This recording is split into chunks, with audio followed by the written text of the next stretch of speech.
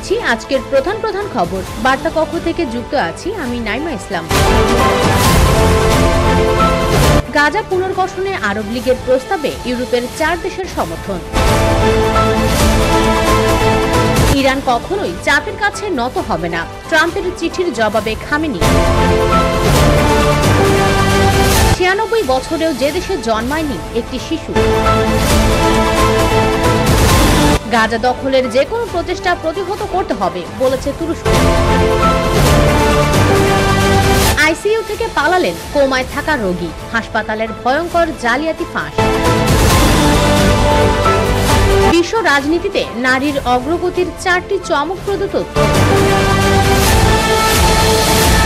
বাল্যবিয়েতে এশিয়ায় শীর্ষে বাংলাদেশ। বিনা শাস্তিতে নারীদের একটা করে খুনের অনুমতি দেওয়ার দাবি। ন্যাটো থেকে যুক্তরাষ্ট্রের বের হয়ে আসা উচিত বলেছেন ইলন মাস্ক। বিস্তারিত জানতে ভিজিট করুন usbengal.com।